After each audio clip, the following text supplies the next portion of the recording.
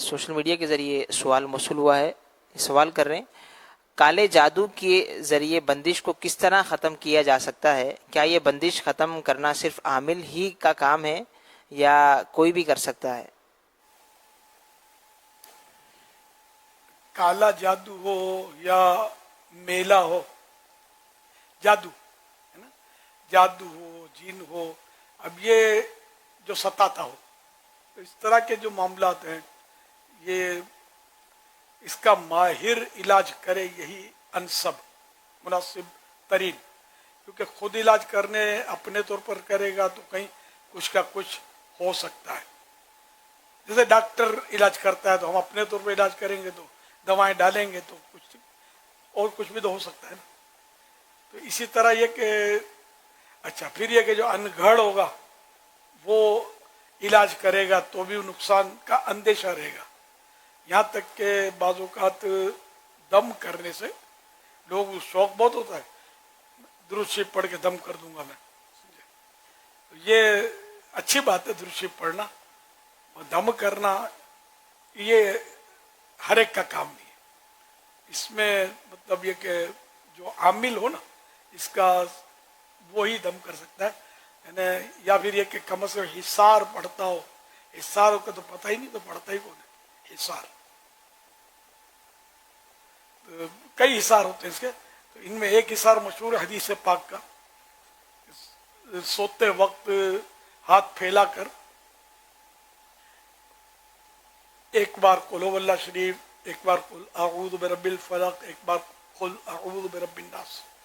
شروع میں اعوذ پڑھنا ہے، پھر بعد میں ہر سورت سے پہلے بسم اللہ پوری پڑھنی ہے. یہ پڑھ کے دم کر کے پھر شروع کرے آگے کے حصے سے، اور یوں سارے آگے کے حصے سے ہاتھ پھیرے، پھر اس طرح پیچھے دائیں بائیں، مطلب یہ کہ جہاں جہاں تک اس کا ہاتھ پہنچتا ہے وہاں ہاتھ پھیرے.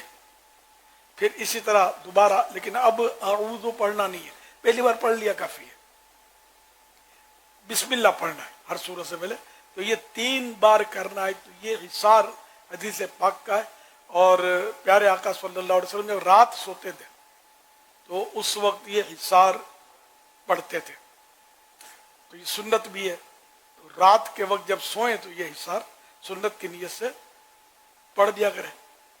تو انشاءاللہ یہ اس میں جن، جادو، نظر وغیرہ سے وہ حفاظت بھی ہوگی، مختلف آفتوں سے حفاظت ہوگی انشاءاللہ الکریم. اور اگر دم کیا تو بھی اس کا دم کرنے میں یہ رسک ہوتا ہے کہ وہ مطلب ریورس آئے. مراجعت بولتے لوٹ کر آنا، مراجعت یعنی لوٹ کر اپنے اوپر نہ آئے. کوئی اور لفظ ہے، عود کرے، عود کر کے اپنے اوپر نہ آئے پلٹ کر. ورنہ یہ کہ اب اس نے کہا مجھے مطلب یہ کہ سر میں درد کا ہے، درد، اور آپ کو سمجھ آئی نہیں، آپ نے کیا دم اور درد سر ہی سمجھا، اب اس کو تھا حسب اور اس نے گھما کے آپ کو رکھ دی، تو پھر کیا ہوگا.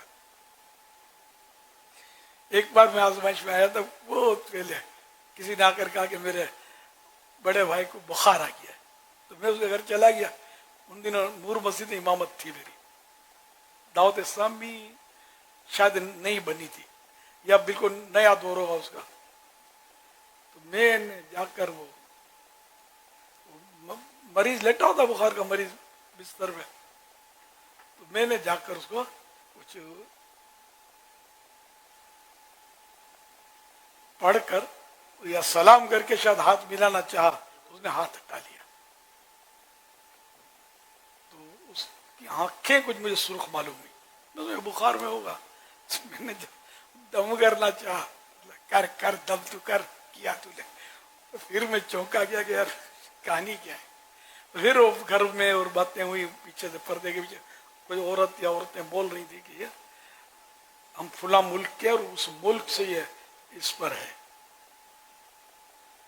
اس کو پوچھو کہ کیا لے گا اور کیا جائے گا. میرے کو بنا دیا عامل، سمجھے.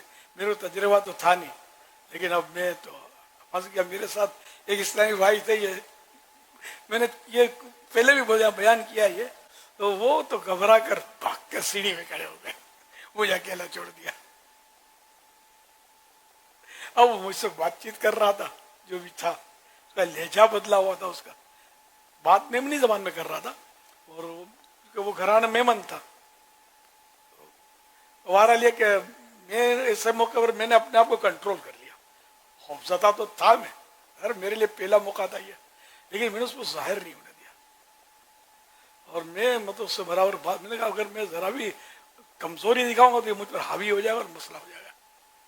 تو ڈرنا مطلب جو بھی مطلب میں نے تو بات چیت کی ہے، کچھ جو بھی اس کو کہنا تھا میں نے کہا. میرا تو اکیلے میں ملے گا اس سے.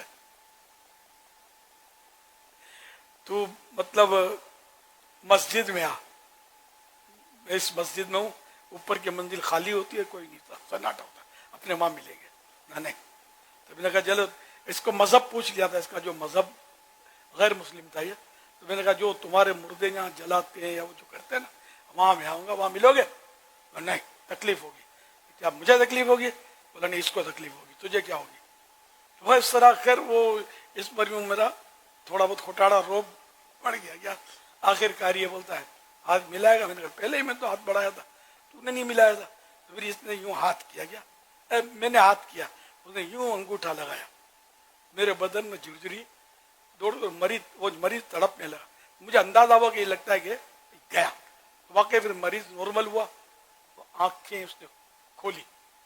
ارے اچھو اچھو اپنی ملو آؤ بھگت کے دور میں بیٹھو کھانا کھاؤ، مطلب اس طرح وہ بالکل نارمل گفتگو اس نے کی. پھر میں باہر کھانا تو نہیں کھایا، دعا سلام کر کے چلا آیا. میں یہ میرے کو ایک بار یہ مین مطلب ہے. اور بھی اکا دکا واقعات تو ہیں اس طرح کے، یہ تھوڑا یادگار، اور بھی یادگار اکا دکا واقعات ہیں.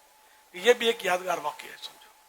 تو یہ خطرہ میں آپ کو بتا رہا ہوں کہ اپنے بخار کا مریض اب بابا جی بن کے آپ گئے بخاری صاحب کے پاس، بخاری نہیں بخار والے صاحب کے پاس، اور وہ بخار کے بدلے کچھ اور مسئلہ ہو اس کا، یا سر درد. تو دم کرنا جو ہے نا، یہ ہو سکتا ہے میری طرح اور بھی مولانا امام صاحبان کبھی کبھی آزمائشوں میں آتے ہوں گے، تو لے جاتے ہوں گے. یہ اب حضرت کرے کیا، انکار کیسے کرے کہ میں دم نہیں کروں گا؟ آپ دم نہیں کرنا، آگے دعا کر دو. تو لے جانے کا جہاں تک تعلق ہے تو مولانا اس معاملے میں بچنا مشکل سمجھے. تو اسی لیے مطلب مولانا کو بھی اور عوام کو بھی سب کو چاہیے کہ حصار پڑھا کرے. یہ حدیث پاک کا حصار ہو سکتا ہے ان دنوں میں نہ پڑھتا ہوں یا پڑھتا ہوں گا مجھے پتا نہیں. یہ میرا حصار پڑھنے کا یہ ماحول، یہ ذہن جو نا بہت پرانا ہے، برس برس سے الحمدللہ میں یہ پڑھتا ہوں حصار. بعض اوقات 2-3 بار بھی پڑھتا ہوں. لیکن یہ مین حدیث پاک میں رات کا تذکرہ ہے کہ رات کو یہ سر سوتے وقت سرکار صلی اللہ علیہ وسلم پڑھا کرتے تھے. تو آپ پڑھا کریے. یہ اپنا شجرہ شریف جو ہے، شجرہ قادریہ رضویہ، اس میں بھی حصار لکھا ہوا ہے. اس میں دیکھ کر آپ مزید اس کو یاد کر رہے ہیں، پڑھیں. چند منٹ کا کام ہے. انشاءاللہ اس کی برکتیں آپ کو بہت ملیں گی. نظر نہیں لگے گی، جن جادو اثر نہیں کرے گا انشاءاللہ. اگر پابندی کرتے رہیں گے تو ہوگا وہی جو اللہ کو منظور ہوگا. صلو علی الحبیب صلی اللہ علیہ